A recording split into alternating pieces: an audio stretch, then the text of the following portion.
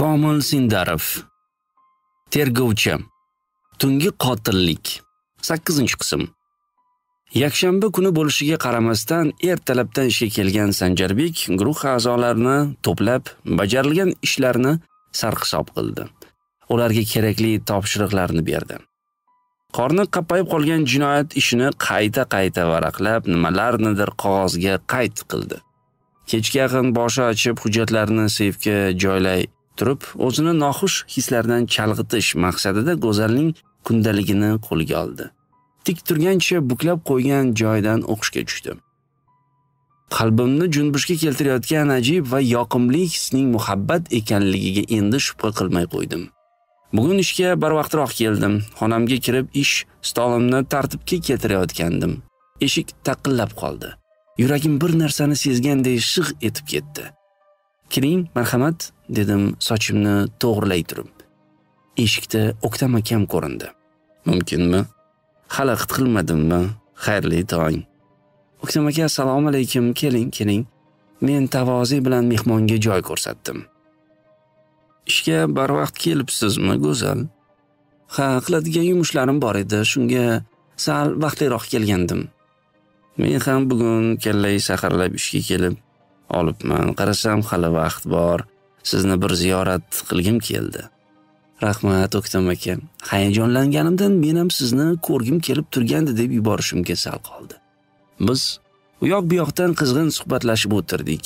O'ktam akamning so'zlarini chertib gapirishi, fikrlarini chiroyli bayon qilishi, eng asosiysi dilni erkalovchi iboralarni qo'llay olishi bilan ham suhbatini o'ziga rom qilib qo'yardi. Uning suhbatlari chindan ham qiziqarli va jozibali edi. Odam vaqt qanday o'tganini ham sezmay qoladi. O'ktam akam soatiga bir qarab, "Voy, operatsiyaga kiradigan vaqt ham bo'libdi-ku", deya o'rnidan qo'zg'aldi va ketish oldidan qo'limga yangi she'rini uzatdi. "Yangi ash'or muborak, Go'zalim. Sizga ham muborak bo'lsin", takrorladim men qulog'imgacha qizarib. O'ktam akam men bilan iliq xayrlashib chiqib ketdi. Men joyimga bemalol o'rnashib she'rni o'qishga tushdim. "Bizga qarshi turli xil omil, urfu odat, turfa taomil. Mening esa ishonchim komil, sen ham suyib qolasan albat. Mehrim bilan silab boshingni, ertaman qalbda toshingni, sirli qoqib qalam qoshingni, sen ham suyib qolasan albat. Sabrdagi sariq oltin der, ishq yo'lida to'kilmasmi ter. Har sifating o'zi bitta she'r, sen ham suyib qolasan albat. Dardga davo asli ixlosdan, bulbulga zar ashyondir xasdan. Chiqa olsang oltin qafasdan, sen ham suyib qolasan albat.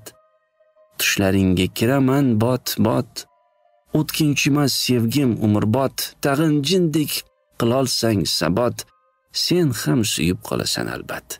Ertaklardan izlamam ilinch, qimmatlarga kor qilmas o'tinch.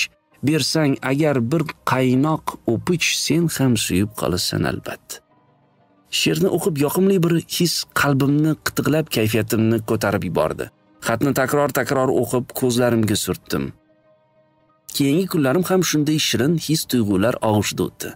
O'ktam akam bilan deyarli har kuni uchrashsak-da, yurak dardlarimizni ochiq bayon etishga kuchimiz yetmas.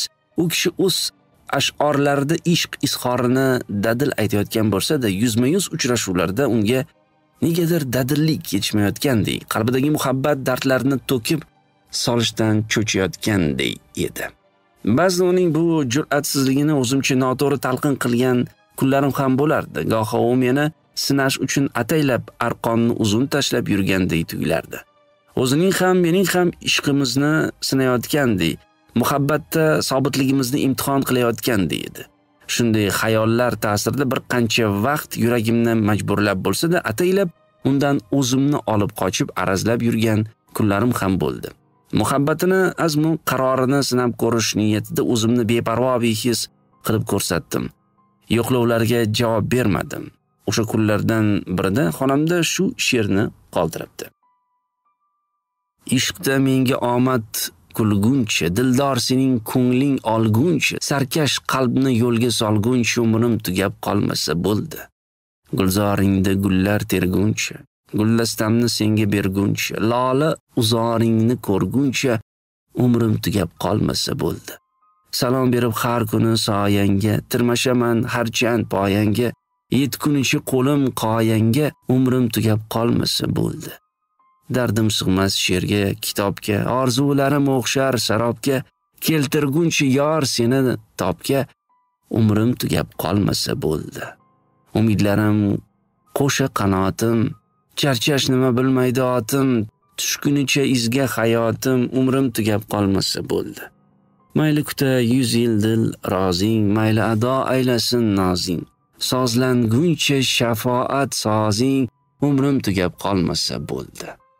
Dunyo asli yaralgan bir kam, sening bilan bu olam ko'rkam, bag'rimga bir bosguncha erkam umrim tugab qolmasa bo'ldi. Ortga yo'l yo'q, chekinmam zinhor, takror etay dil izhor, muhabbatim qilguncha oshkor umrim tugab qolmasa bo'ldi. Menki xom sut emgan bir banda, sur'ati bud, siyrati janda, bir moyillik sezguncha senda umrim tugab qolmasa bo'ldi. Sog'inaman yuzda holingni, vasfing yodi ham iqbolingni, totkurumcha labda bolingni umrim tugab qolmasa bo'ldi. Sevmoq, sevilmoq ko'ngil ishi, chin oshiqlar eng baxtli kishi, ko'chgunicha qalbingning g'ishi umrim tugab qolmasa bo'ldi. Ishonchim bor odil Allohim, yolg'iz o'zi pushti panohim, o'tmasidan shu bir gunohim umrim tugab qolmasa bo'ldi. Qo'lda gulim so'lmasa bo'ldi. She'rni o'qib tanamdan muzdek ter chiqib ketdi. Ko'nglim buzilib, ko'zlarim yoshga to'ldi. Ko'ra bila turib, bir bechorani shunchalik azobga qo'yganimdan xijolat tortdim. Yo'q, O'ktam aka, umringiz hech qachon tugamasin. Siz dunyodagi eng mehribon va xokisor odamsiz. Siz yashashga, baxtli bo'lishga haqlisiz deya chinqirgim keldi. Shu bilan birga ichimda O'ktam akamni ham jur'atsizlikda ayblab qo'ydim. Tavba. Keyingi kun O'ktam akam mening xayollarimni qanday qat'iyat va jur'atga to'la yangi she'rini taqdim etdi.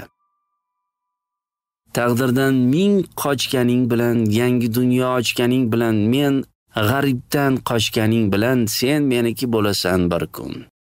Yuz yugurib chopganing bilan, ming bir karson topganing bilan, oy yuzingni yopganing bilan sen meniki bo'lasan bir kun. Osmon qulab yerga tushsa ham, dengizlar qirg'oqdan toshsa ham, dunyoni suv butkul bossa ham sen meniki bo'lasan bir kun.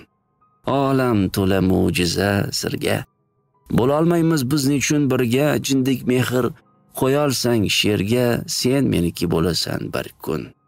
Peshonangga bitilgan otim, qo'lingdadir bilsang hayotim, mustajolar aylab niyatim, sen meniki bo'lasan bir kun. Muhabbatning deyarli ko'zi ko'r, mehrim tashlar poylaringga to'r, ishqning tafti oftobdan da zo'r, sen meniki bo'lasan bir kun. Inson umri o'zi bir tutam, yarmi anduh, yarmi g'am, sitam, qilmoq uchun hayotim ko'rkam, sen meniki bo'lasan bir kun. Rizqqa qarab sochiladi don, nasibasin terar har bir jon, izlab topishdik omon, sen meniki bo'lasan bir kun. Orzularim kattadan katta, murodimga yetkum albatta. Yigit so'zi bo'ladi bitta, sen meniki bo'lasan bir kun. Bandaman-ku bordir gunohim, muhabbatim qalbimga hokim, haqning o'zi bo'lur guvohim, sen meniki bo'lasan bir kun.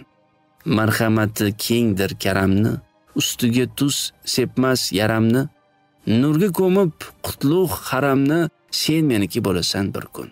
Qadr kuni qoqmoqda eshik, ma'shug'iga intizor oshiq, yangraganda bir ajib qo'shiq, sen meniki bo'lasan shu kun. Dil izhorini o'qirkanman, O'ktam akamning nima sababdan iltimos she'rni uyga borib o'qisangiz deb qochib qolgani sababini anglagandek bo'ldi.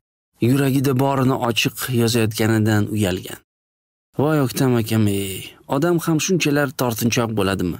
Axir siz otashin misralaringiz, qaynoq mehr muruvvatingiz bilan allaqachon mening qalbimni egallashga ulgurgansiz-ku.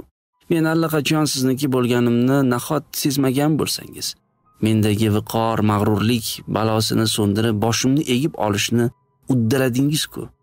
ichgan qasamimni buzishga majbur qila oldingiz-ku. Zimiston qalbimga yana muhabbat cho'g'ini yoqa oldingiz-ku. Meni tushkunlik botqog'idan qutqarib, umid bo'stoniga yo'llay oldingiz-ku. O'ktam akam jonim-a.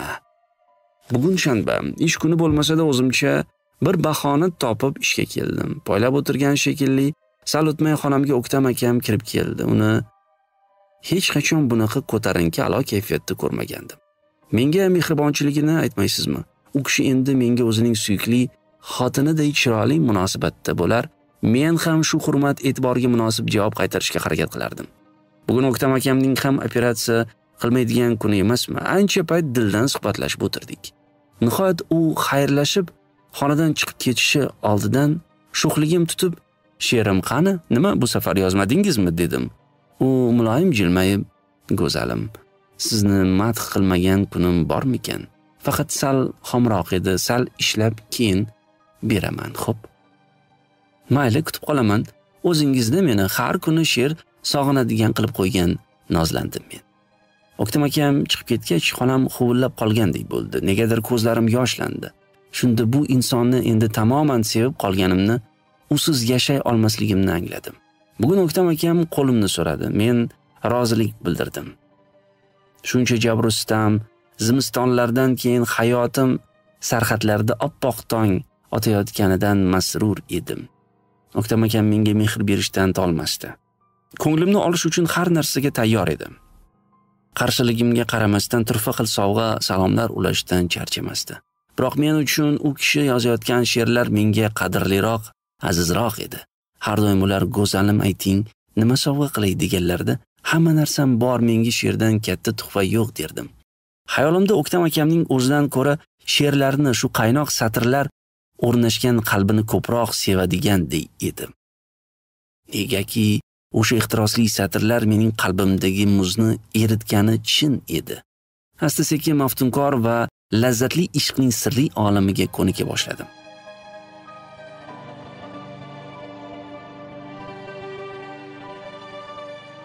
Sanjarbek soatiga bir qarab, noiloj kundalikni yopdi.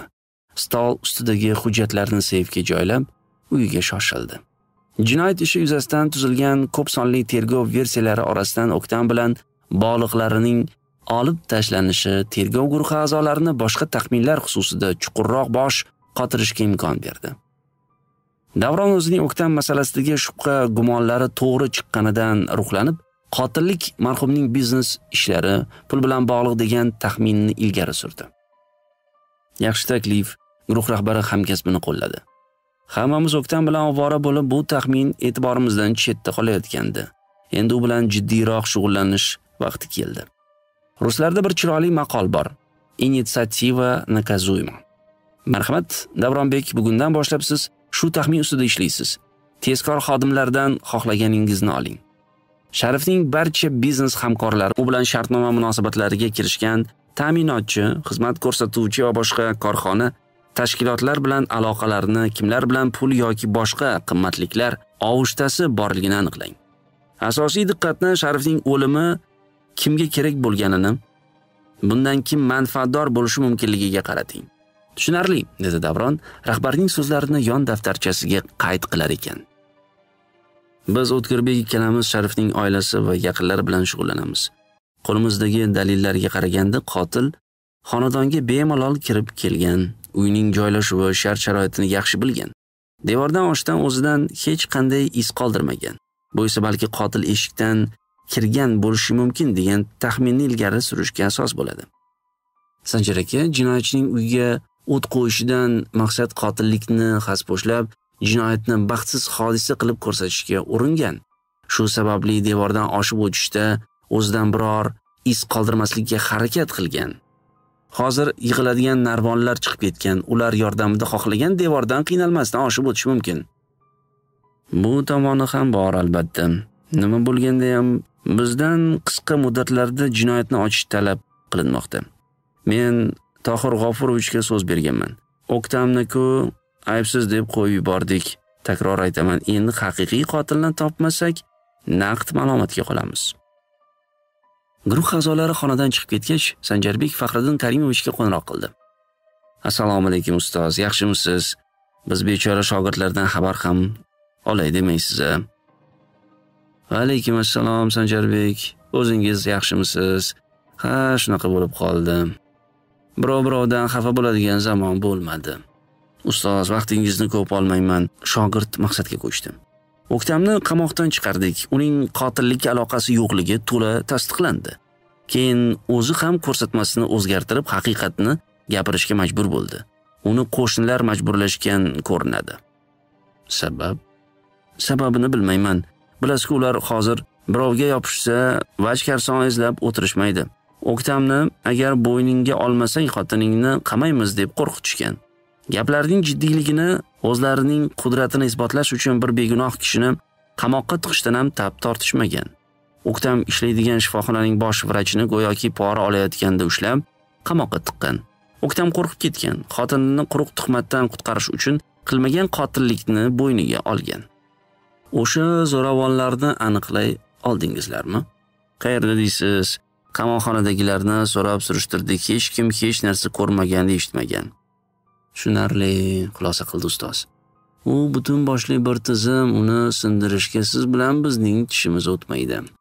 Qo'shlaringizning anavi vrach bechoraga nega bunchalik yopishib qolgani sababi ma'lummi? O'sha xumparlarning kimligi ham O'ktamga qasdlash sababi ham ma'lum emas. Balki O'ktam birortasining arpasini xom urgandir. Yo'q, O'ktam birovning arpasini xomlay o'radigan yigitlardan emas. Aniqlashimizcha, u hech kim bilan qasdlashmagan. O'zi juda esli, xushli, madaniyatli, shoir tabiat, ziyoli odam. Unda bu haqiqiy qotilning ishi, dedi Faxriddin o'zicha bir ishonch bilan. Jazodan qutulib qolish uchun O'ktamdan foydalanmoqchi bo'lgandir-da, shunaqami? Nega aynan O'ktamdan? Savolga savol qaytardi Sanjarbek. Negaligi aniq, O'ktam uning sobiq xotiniga uylangan. Oralarida janjallari bo'lgan. Birinchilar qatorida gumon shu odamga tushishini bilgan. Ha, gaplaringiz to'g'ri. Endi nima qilishga boshim qotib? Qamoqxona orqali jinoyatchiga chiqaman deb xomtama bo'lmang. Qo'shnilar sizni chumolida ezib tashlashi mumkin. Og'ir bo'lsa-da orqa tomondan aylanib borishga to'g'ri keladi. Ya'ni oldin qotilni topish va shundan keyingina uning qo'llab-quvvatlovchi pokrovitilligi o'tsa bo'ladi. Jinoyatchi ko'rsatma berib tursa, vallomati bo'lsa ham qamoqqa tiqsa bo'ladi. Unda hech kim aralasha olmay qoladi. Shu sababli sizlar hozir O'ktamning qamoqxonadagi sarguzashtlari bilan o'ralashib vaqtni boy berib o'tirmanglar. Hamma kuchni bu ikkinchi frontga tashlanglar. Rahmat ustoz, o'zimning muammolarim bilan bo'lib sizning ishlaringiz haqida so'rashni ham unutyapman, qarang. Astrobodda zerikmayapsizmi? Ishdan-ku charchamaymiz, bilasiz, dedi ustoz ovozini bir parda tushirib. Ammo o'sha poytaxtdagi Majidinlar bu taraflarda ham jaholat otidan tushmay qolganlar. Ular na Xudodan, na bandasidan va na qonundan qo'rqadi. Ishlashimiz kundan kunga qiyinlashib boryapti. Ustoz, sizning eng yaxshi qurolingiz, dalda berdi Sanjarbek. Iymon, insof, adolat va qonun. Kim bo'lganda ham sizni ortga chekintira olmaydi. O'sha iblislarga ham boqqan balo bordir. Tanobini tortadigan chiqib qolar. To'g'ri, bu tizim vaqtincha. Ammo hozircha ularga bas keladigan kuchni ko'rmayapman. Ajdarning boshini faqat ajdar yanchishi mumkin. Agar ular o'zining oyog'iga o'zlari bolta urmasa, hech kim ularni jaholat otidan tushira olmaydi. Ustoz, mayli, sizning ham boshingizni qotirib tashladim. O'zingizni ehtiyot qiling. Sanjarbek, rahmat. Siz ham ko'zingizga qarab ishlang. Ustoz shogird tug'ishgan og'a-inilardek shirin tilaklar ila xayrlashdilar. Hurmatli kuzatuvchi, sizningcha kim qotil bo'lishi mumkin? Fikrlaringizni izohlarda qoldiring va albatta like bosishni unutmang. Shunda biz yanada ilhomlanib, ko'proq hajmda va tez-tez hikoyani ulashda davom etamiz. E'tiboringiz uchun rahmat.